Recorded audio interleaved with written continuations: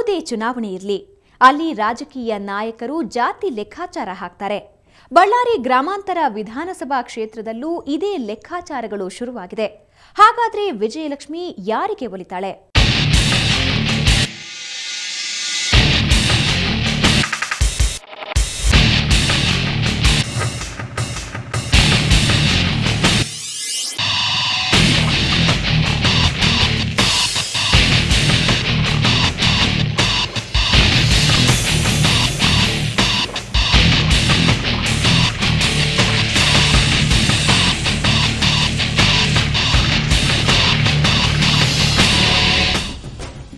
ಯಾವುದೇ ಚುನಾವಣೆ ಇರಲಿ ಅಲ್ಲಿ ರಾಜಕೀಯ ನಾಯಕರು ಜಾತಿ ಲೆಕ್ಕಾಚಾರ ಹಾಕ್ತಾರೆ. ಬಳ್ಳಾರಿ ಗ್ರಾಮಾಂತರ ವಿಧಾನಸಭಾ ಕ್ಷೇತ್ರದಲ್ಲೂ ಇದೇ ಲೆಕ್ಕಾಚಾರಗಳು ಶುರುವಾಗಿವೆ. ಹಾಗಾದ್ರೆ ವಿಜಯಲಕ್ಷ್ಮಿ ಯಾರಿಗೆ ಒಲಿಯುತ್ತಾಳೆ? ಬಳ್ಳಾರಿ ಬ್ಯಾಟಲ್ ಫಲಿತಾಂಶ ಏನು? ಯಾರಿಗೆ ಲಾಭ, ಯಾರಿಗೆ ನಷ್ಟ? ಗಣಿನಾಡು ಬಳ್ಳಾರಿಯ ಕಣ ಸದ್ಯ ರಂಗೇರಿದೆ, ಪ್ರಚಾರದ ಬಿರುಸು ಪಡೆದುಕೊಳ್ಳತೊಡಗಿದೆ. ಮಾಜಿ ಸಚಿವ ಶ್ರೀರಾಮುಲು ಈ ಚುನಾವಣೆಯನ್ನ ಸವಾಲಾಗಿ ಸ್ವೀಕರಿಸಿದ್ದಾರೆ. ಅಬ್ಬರದ ಪ್ರಚಾರ ಮಾಡತೊಡಗಿದ್ದು ಬಿಜೆಪಿ ವಿರುದ್ಧ ತಮ್ಮ ಅಸಮಾಧಾನ ಹೊರಹಾಕುತ್ತಿದ್ದಾರೆ. ವೈಯಕ್ತಿಕ ವರ್ಚಸ್ಸಿನ ಮೇಲೆ ಗೆಲುವು ಸಾಧಿಸೋ ಇರಾದೆ ಹೊಂದಿದ್ದಾರೆ. ಆದರೆ ಕಮಲ ಪಕ್ಷ ಕೂಡ ಸುಮ್ಮನೆ ಕುಳಿತುಕೊಂಡಿಲ್ಲ. ಸಿಎಂ ಸದಾನಂದ ಗೌಡ ಸೇರಿದಂತೆ ಘಟಾನುಘಟಿ ನಾಯಕರೇ ರಣರಂಗ ಪ್ರವೇಶ ಮಾಡಿಯಾಗಿದೆ. ಬಿಜೆಪಿ ರಾಜ್ಯಾಧ್ಯಕ್ಷ ಈಶ್ವರಪ್ಪ ಕೂಡ ತಮ್ಮ ಪಕ್ಷದ ಗಾದಿಲಿಂಗಪ್ಪನವರದ್ದೇ ಗೆಲುವು ಅಂತ ಬೀಗುತ್ತಿದ್ದಾರೆ. ಭಾರತೀಯ ಜನತಾ ಪಾರ್ಟಿ ಕಾರ್ಯಕರ್ತರ ಪಕ್ಷ, ಚುನಾಯಿತ ಪ್ರತಿನಿಧಿಗಳು ನಾವೆಲ್ಲರೂ ಆಗಿದ್ದರೂ ಕೂಡ ನಾವೆಲ್ಲರೂ ಕೂಡ ಗೆದ್ದಿದ್ದು ಆ ಕಾರ್ಯಕರ್ತರಿಂದನೇ. ಬಳ್ಳಾರಿ ಈ ಒಂದು ಉಪಚುನಾವಣೆ ಕೂಡ ಗ್ರಾಮೀಣ ಪ್ರದೇಶದ ಜನರ ಮತ್ತು ಕಾರ್ಯಕರ್ತರ ಶ್ರಮದಿಂದ ಗೆಲ್ತೇವೆ. ಬಳ್ಳಾರಿಯಲ್ಲಿ ಬಿಜೆಪಿ ವರ್ಚಸ್ಸು ಜಾಸ್ತಿ ಇದೆ. ಅದಕ್ಕೆ ಕಾರಣ ಗಣಿಧಣಿಗಳು.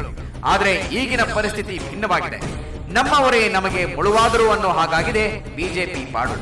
ಏನೇ ಆಗಲಿ ಚುನಾವಣೆಯಲ್ಲಿ ಗೆಲ್ಲಲೇಬೇಕು ಅನ್ನೋ ಇರಾದೆ ಬಿಜೆಪಿ ಪಕ್ಷಕ್ಕೂ ಇದೆ, ಶ್ರೀರಾಮುಲುಗೂ ಇದೆ. ಇದುವೇ ಕಾಂಗ್ರೆಸ್ ಪಕ್ಷಕ್ಕೆ ಪ್ಲಸ್ ಪಾಯಿಂಟ್. ಯಾಕಂದ್ರೆ ಒಂದು ಕಾಲದಲ್ಲಿ ಕಾಂಗ್ರೆಸ್ ಇಲ್ಲಿ ಹಿಡಿತ ಸಾಧಿಸಿತ್ತು. ಅದನ್ನ ಮರಳಿ ಪಡೆಯೋದಕ್ಕೆ ಇದುವೇ ಸರಿಯಾದ ಸಮಯ. ಅದೇ ವಿಶ್ವಾಸದಲ್ಲಿ ಕೈ ಪಕ್ಷ ಕಾರ್ಯಪ್ರವೃತ್ತವಾಗಿದೆ. ಅನಿಲ್ ಲಾಡ್ ಕಾಂಗ್ರೆಸ್ ಪರ ಭರ್ಜರಿ ಪ್ರಚಾರ ನಡೆಸ್ತಾ ಇದ್ದಾರೆ. ಸಾಕಷ್ಟು ಬೇಸತ್ತಿದ್ದಾರೆ. ಇವತ್ತು ಯಾವ ಗ್ರಾಮದಲ್ಲಿ ಯಾವ ಕೆಲಸ ಆಗಿಲ್ಲ, ಆ ಕೆಲಸ ಆಗಿಲ್ಲ ಅಂತ ಶ್ರೀರಾಮುಲು ಅವರೇ ಒಪ್ಕೊಂಡಿದ್ದಾರೆ.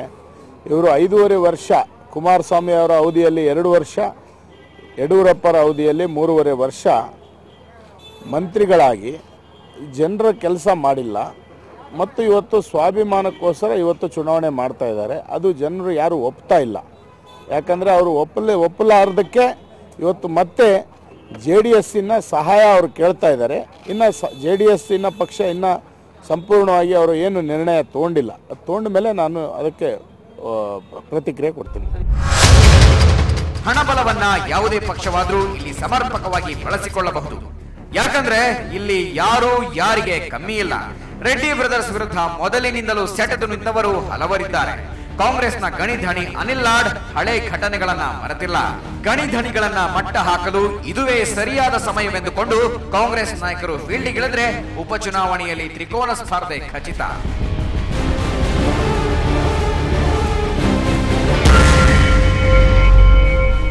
ಬಳ್ಳಾರಿ ಗ್ರಾಮಾಂತರ ಉಪಚುನಾವಣಾ ಕ್ಷೇತ್ರದಲ್ಲಿ ಒಟ್ಟು 1,72,075 ಮತದಾರರಿದ್ದಾರೆ. ಇದರಲ್ಲಿ ಅಲ್ಪಸಂಖ್ಯಾತರ ಸಂಖ್ಯೆ ಹೆಚ್ಚು. ಒಂದು ರೀತಿಯಲ್ಲಿ ಅವರೇ ಫಲಿತಾಂಶದಲ್ಲಿ ನಿರ್ಣಾಯಕ ಪಾತ್ರ ವಹಿಸಲಿದ್ದಾರೆ. ಅಲ್ಪಸಂಖ್ಯಾತ ಮತದಾರರ ಒಟ್ಟು ಸಂಖ್ಯೆ 48ರಿಂದ 50,000. ಇನ್ನು 28ರಿಂದ 30,000 ಹಿಂದುಳಿದ ಪಂಗಡದ ಮತದಾರರಿದ್ದಾರೆ. ಇವರು ಶ್ರೀರಾಮುಲು ಕಡೆ ಒಲವು ತೋರಿದ್ರು ಗೆಲ್ಲೋದು ಅಷ್ಟು ಸುಲಭವಿಲ್ಲ. ಕ್ಷೇತ್ರದಲ್ಲಿ ಲಿಂಗಾಯತರ ಸಂಖ್ಯೆ ಕೂಡ ಅಷ್ಟೇ ಇದೆ.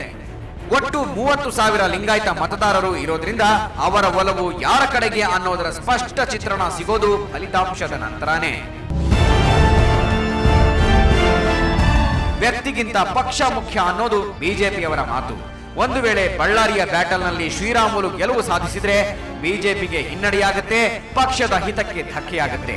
ಬಿಜೆಪಿ ಸರ್ಕಾರಕ್ಕೆ ಸಂಕಟ ಶುರುವಾಗಬಹುದು. ಆದ್ರೆ ಬಿಜೆಪಿ ಅಭ್ಯರ್ಥಿ ಗಾದಿಲಿಂಗಪ್ಪ ಗೆದ್ರೆ ಶ್ರೀರಾಮುಲು ಸೇರಿದಂತೆ ರೆಡ್ಡಿ ಸಹೋದರರ ರಾಜಕೀಯದ ಇತಿಹಾಸದ ಚಿತ್ರಣವೇ ಬದಲಾಗ್ಬಿಡುತ್ತೆ. ಈಗಲೇ ಬಿಜೆಪಿ ನಾಯಕರು ಶ್ರೀರಾಮುಲುವನ್ನ ಮತ್ತೆ ಪಕ್ಷಕ್ಕೆ ಸೇರಿಸಿಕೊಳ್ಳೋದಿಲ್ಲ ಅನ್ನೋ ಮಾತುಗಳನ್ನ ಆಡ್ತಾ ಇದ್ದಾರೆ. ಹಾಗಾಗಿನೇ ಗಣಿ ಧಣಿಗಳ ಪಾಲಿಗೆ ಇದು ಪ್ರತಿಷ್ಠೆಯ ಸಮರ. ಇಂಥ ಸಂದರ್ಭದಲ್ಲಿ ಬಿಜೆಪಿ ಓಟುಗಳು ಡಿವೈಡ್ ಆದ್ರೆ ಕಾಂಗ್ರೆಸ್ಗೆ ವರದಾನವಾಗೋದ್ರಲ್ಲಿ ಸಂದೇಹವಿಲ್ಲ.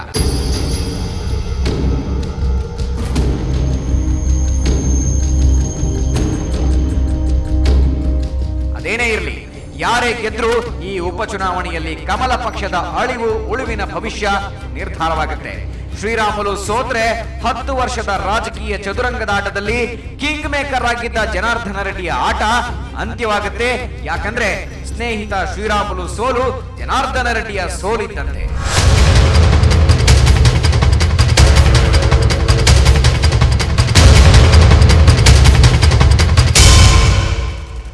ಬಳ್ಳಾರಿ ಬ್ಯಾಟಲ್ ನಿಜಕ್ಕೂ ಕುತೂಹಲದ ಘಟ್ಟ ತಲುಪಿದೆ. ಯಾರು ಏನೇ ಅಂದ್ರೂ ಇಲ್ಲಿಂದ ಹೊರಬೀಳೋ ರಿಸಲ್ಟ್ ಬಲವಾದ ಹೊಡೆತವನ್ನೇ ಕೊಡಲಿದೆ. ಅದು ಯಾರಿಗೆ ಅನ್ನೋದನ್ನ ಕಾದ್ ನೋಡ್ಬೇಕಷ್ಟೇ. ಇದು ಈ ಹೊತ್ತಿನ ವಿಶೇಷ. ಕ್ಷಣ ಕ್ಷಣದ ಸುದ್ದಿಗಾಗಿ ನೋಡ್ತಾ ಇರಿ ಸುವರ್ಣ ಸುದ್ದಿವಾಹಿನಿ.